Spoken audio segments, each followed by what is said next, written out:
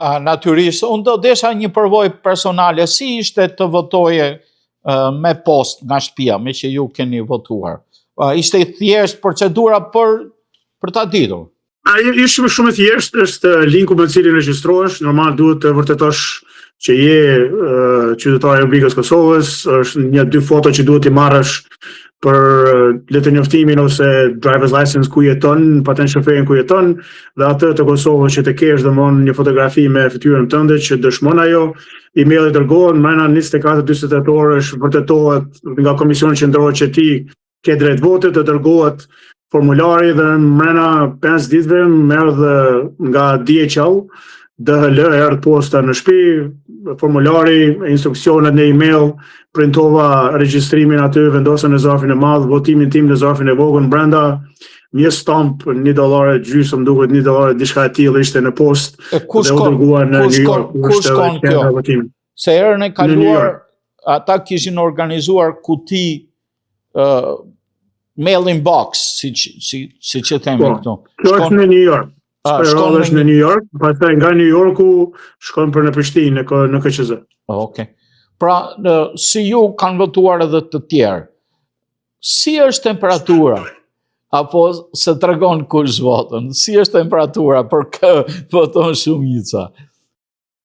Unë për vetën time edhe njëherë, unë thash, unë pikës pari shpresoj që nga ata 2.097.000 sa kanë drejt vote, kemi më shumë se 50% që dalin të votojnë, pikës pari. Pikës dyti, mërgata, duke pas parasysh se para pandemisë, dhe gjatë pandemisë, ku do kushton të $100 më ka kushtu mu vetë, që dërgoja postën në Prishtinë, kur tash më kushton $1.2 ose qatë diun, diçka shumë më e lirë dhe më përballueshme për secilin nga ne. Mendoj që ata duhet shfrytëzojnë të drejtën e tyre dhe pikës pari bëhet thirrje gjithë të që të votojnë, sepse një vot, çdo vot numërohet dhe ato pika bëhet pusi, si thuhet fjala popullore. Kështu që shpresoj që ata të votojnë për këto, por ajo që ne duhet të mësojmë dhe të vazhdojmë të edukojmë vetëm tonë do të jetë dhe shpresoj që secili nga votuesit është duke e marrë parasysh është jo të voton për kushëririn apo haxhin apo njeriu e vet, po të shoh se kush ka qenë ky person, ka histori politike apo jo, çfarë kanë bërë në të kaluarën dhe në njëjtën kohë çfarë do ofrojnë, çfarë po i ofrojnë popullatës, çfarë është plani i tyre, programi i tyre, dhe jo vetëm votojnë për emra.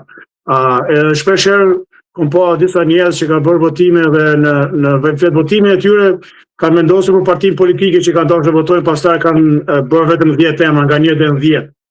Kurse aty ke mbi 100 kandidatë në disa raste, në disa subjekte politike që kanë mundësi, kështu që të shiqojnë për secili, sepse secili nga ata deputet do përfaqësoj problemet, gjëra që kanë nevojë për vendin ku shteti ose fshatin ku ata jetojnë. Kështu që duhet shiqojnë pak më thellësisht se kush po ofron çka, kush ka qenë ku, çfarë kanë bërë dhe çfarë zgjidhje po i sjellin ata për problemet e tyre ku ata jetojnë, veprojnë dhe kanë familjen e tyre. Kështu që pastaj të mos ankohemi për 4 vite të ardhshme se nuk bën asgjë, për arsye se ne kemi dhënë votën personin ndoshta jo dur, ose nuk e kemi menduar se kush përfaqëson interesat e tona ku ne jetojmë, në fshat, qytet apo në vendin ku ne banojmë. Kishte 2 lëvizje interesante nga këndvështrimi im si gazetar në veri të Kosovës këto ditë. Një ishte marrja nga ana e shtetit Kosovës së stacioneve hekurudhore të cilët deri dje menaxhoheshin nga serbët.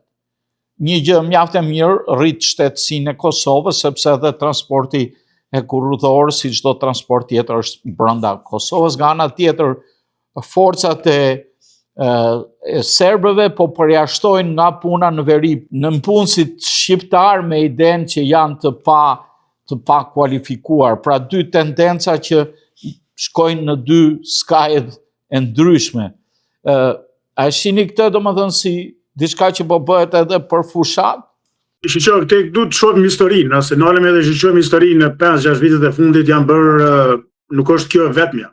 Është ndaluar referendumi serb, janë shkatruar gjitha strukturat ilegale, kanë qenë 16 laboratore droge 9 nga cila kanë qenë specifikisht e lidhura me shtetin serb dhe me njerëzit e listës serbe dhe të mbështetur nga tani presidenti i serb që është andej.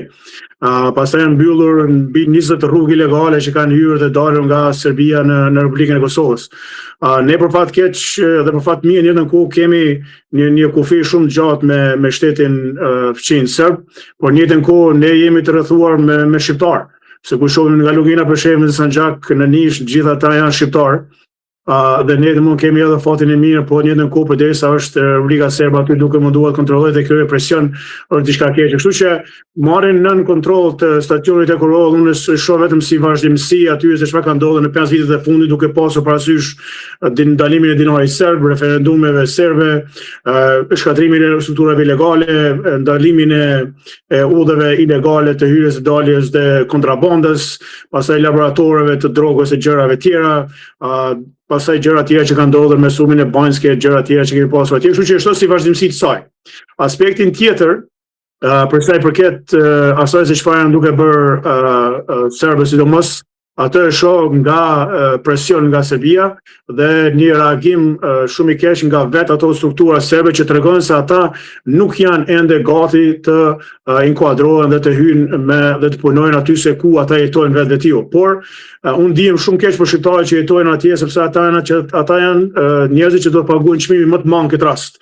Në aspektin financiar, ekonomik dhe për vetën e tyre dhe familjen e tyre ku ata mundohen të jetojnë, të veprojnë dhe mos të lëshojnë pronën e tyre. Dhe unë inkurajoj që ata të mos bëjnë atë, dhe mundohen në çdo mënyrë domethënë që të qëndrojnë aty ku janë dhe të mos largohen në asnjë mënyrë të tillë dhe në jetën ku thirrje edhe qeverisë kushdo që është në krye të saj domethënë që të mos ja harrojnë këta shqiptarë dhe të mundohen domethënë që ndihmojnë dhe të japin ndihmë që ata të mos largohen nga vendet e tyre. Por ata janë ata që do paguajnë çmimin më të madh dhe njëri të shoh si një reagim paksa i vonuar nga vetë struktura serbe që me kalimin e kohës çdo gjë tjetër që është kaluar tani që po shohim çdo gjë që thuaj nuk do bëhet reciprocitetin tabela dhe ajo bër, nuk do ketë zgjedhje të tjera deputetë të Krizës serbe dhe ajo është bër. Domthonë gjitha këto gjëra mendoj që me kalimin e kohës do kalojnë dhe atje do bëhet ashtu siç duhet bëhet, shtrirja e sovranitetit dhe domthonë ligji duhet të funksionojë dhe do vi deri ai momenti, por njerëzit njerë theksoj, unë shpreh shumë keqardhje për shqiptarët që janë aty dhe me shpresë që ata nuk do lëshojnë vendet e tyre, do vazhdojnë të jetojnë në Këmbgurin sepse është vendi i tyre, trojët e tyre, ku ata kanë qenë gjithmonë dhe me shpresë që do jenë aty edhe në të ardhmen.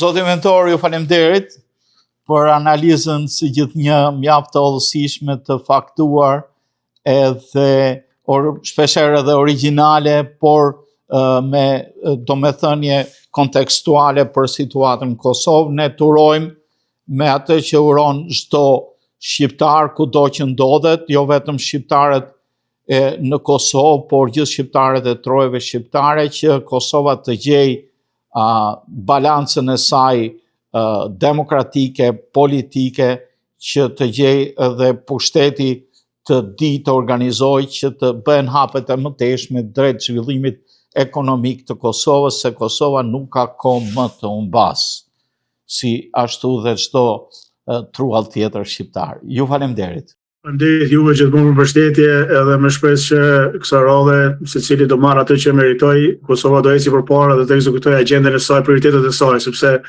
kemi jo vetëm një shqiptar brenda Kosovës, por kemi edhe ata jashtë Kosovës në Sanxhak, Lugine, Maqedoni që kanë nevojë për 2 shtete shqiptare që të ndihmojnë dhe ti mos i lëjë ata largohen nga trojët e tyre dhe të thrive, si thuhet, ose të zhvillohen në vendin e tyre ku ata kanë qenë dem baba dem. Kështu që suksese gjithë shqiptarëve këto që janë. Faleminderit edhe gjithmonë. Faleminderit edhe juve. Gjithë mirët. Të dashur teleshikues të televizionit të shqiptarëve të Amerikës, këtu i dhan fund emisionit tonë Argument me të ftuarin e sotëm, zotin mentor Maksudaj nga Boston. Miru takofshim.